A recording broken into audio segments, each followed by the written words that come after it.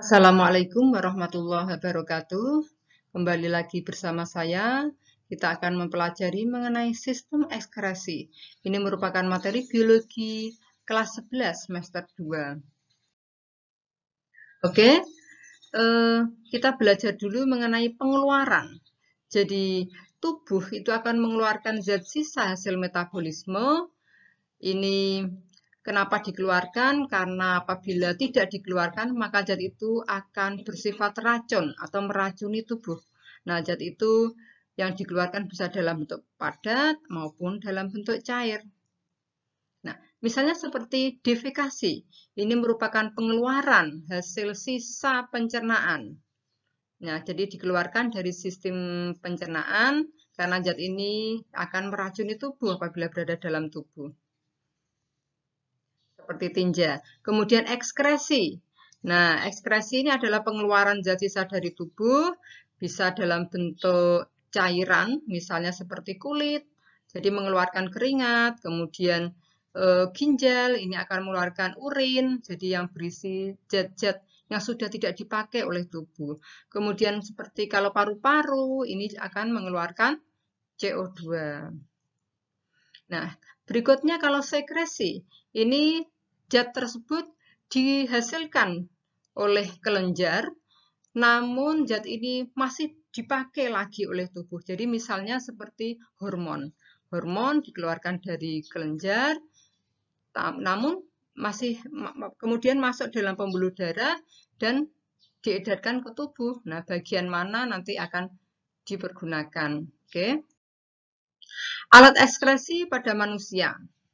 Ya, ini tadi sudah saya jelaskan, air dan garam mineral dalam bentuk keringat, ini lewat kulit, kemudian ginjal akan mengeluarkan air dan zat sisa beracun dalam bentuk urin, kemudian kalau defekasi tadi sisa pencernaan dalam bentuk feses, nah paru-paru akan mengeluarkan CO2 hasil respirasi. Ciri makhluk hidup ini adalah salah satunya mengeluarkan zat sisa metabolisme agar tidak meracuni tubuh.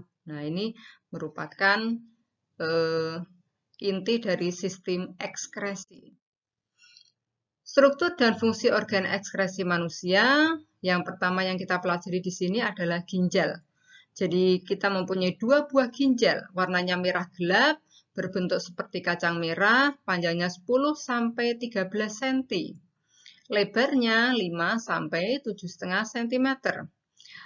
Letak ginjal di sebelah kiri dan kanan ruas tulang pinggang, di dalam rongga perut, di bawah diafragma. Ya, diafragma itu memisahkan antara bagian dada dengan bagian perut.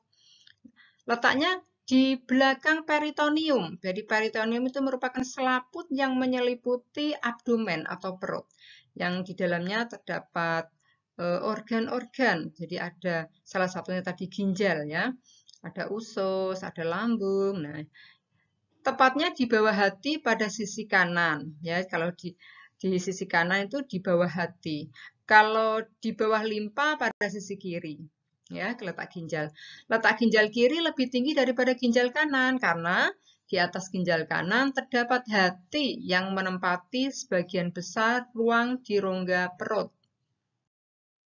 Nah, fungsi ginjal yang pertama menjaga keseimbangan air dalam tubuh dengan mengatur volume plasma darah dan volume air.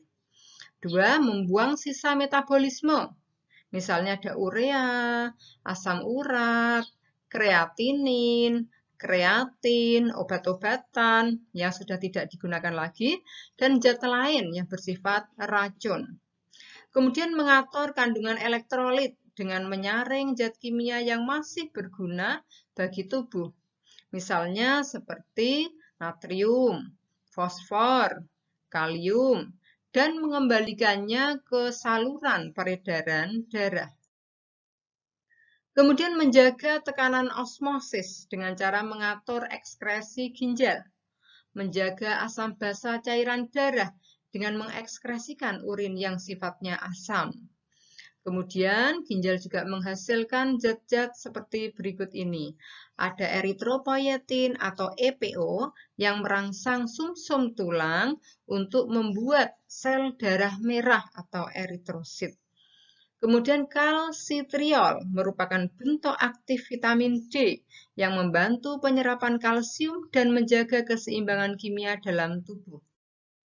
Nah, struktur ginjal ini tersusun dari yang pertama. Jadi, sebetulnya ginjal itu dibungkus oleh kapsula. Nah, setelah kapsula itu ada bagian yang paling luar atau kulit ginjal namanya korteks ya.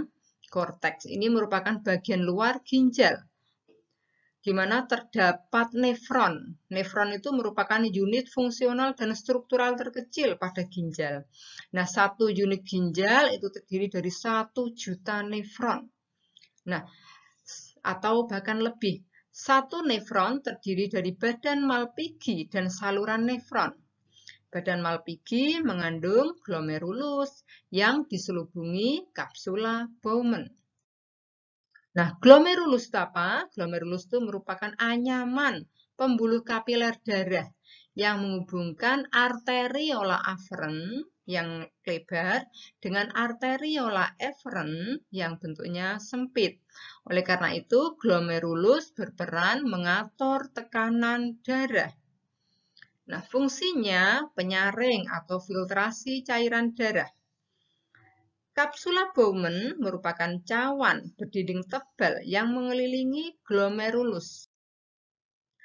Saluran ginjal terdiri dari tubulus contortus proximal, lengkung Henle, dan tubulus contortus distal.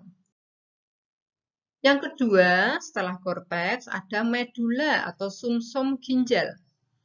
Bagian tengah terdapat piramida ginjal dan piala ginjal yang mengandung pembuluh darah yang berfungsi mengumpulkan hasil ekskresi.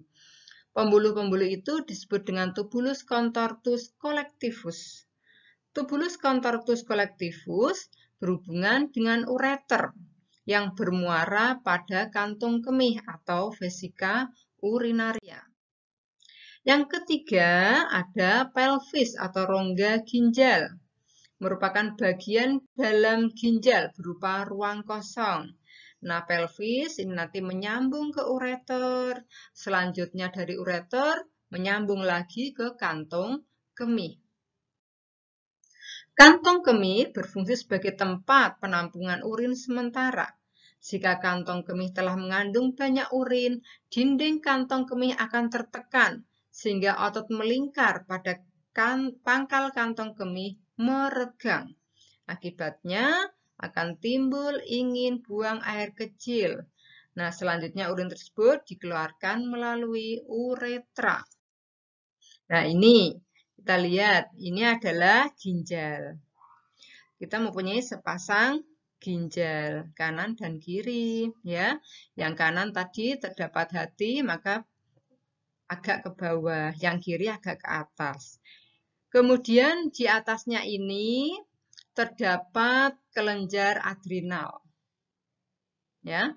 Kemudian dari ginjal ada ureter. Nah, ureter ini langsung menuju ke kantong kemih, selanjutnya ke uretra. Nah, di sini terdapat ada vena ginjal, ya, yang biru, ada arteri ginjal, kemudian vena cava inferior. Nah, ini.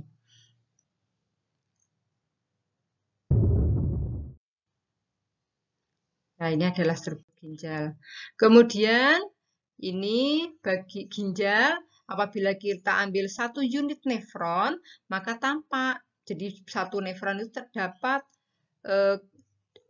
bagiannya adalah badan Malpighi yang di dalamnya terdapat glomerulus yang dibungkus oleh kapsula Bowman. Kemudian terdapat saluran ginjal. Ini namanya tubulus contortus proximal. Kemudian lengkung Henle yang turun. Kemudian lengkung Henle yang ke atas. Kemudian ada tubulus contortus distal. Nah, selanjutnya ini adalah tubulus collectivus. Nah, ini. Ya, kemudian ini nanti ke pelvis. Jadi bagiannya ruang kosong di sini yang nanti ada. Oke, kita lihat lagi. Nah, ini tadi ya. Bagian korteks yang kulitnya bagian tengah medula. Nah, ini. Di sini nanti terdapat pelvis yang di sini ruang kosong. Ini ya, ginjal. Kemudian kantong kemih, uretra. Nah, kita lihat lagi. Nah, ini tadi kulitnya, kemudian ada ini bagian medulanya, bagian medula terdapat apa namanya? Piramida ginjal. Nah, di sini nanti ada, ini tidak kelihatan, piala ginjal. Selanjutnya nanti ada pelvis, ini bagian yang ketiga dari ginjal ada pelvis. Berhubungan dengan ureter. Kantong kemih ya, nanti ke bawah kantong kemih. Ini jadi yang terdapat bagian kortek, ada bagian nefron tadi, yaitu apa namanya, glomerulus dibungkus kapsula Bowman. Ini, kemudian terdapat tubulus contortus proximal, kemudian lengkung Henle. Kalau di sini lihat di sini, tubulus contortus distal. Ini, kemudian lengkung Henle, letaknya di medula. Lengkung Henle ke atas, kemudian tubulus contortus distal. Ini tubulus collectivus. Oke, berarti lengkung Henle dan tubulus collectivus ada di bagian medula. Nah, ini kita lihat ada kapsul yang utama, kortek. Ini adalah piramida ginjal. Kemudian ini ada piala ginjal di sini. Ini nanti ureter. Oke. Nah, ini juga sama. Pelvis itu bagian yang kosong, jadi untuk menampung urin sementara. Nah, sekian pembelajaran mengenai ginjal kali ini. Mohon maaf apabila ada kekurangan. Wassalamualaikum warahmatullahi wabarakatuh.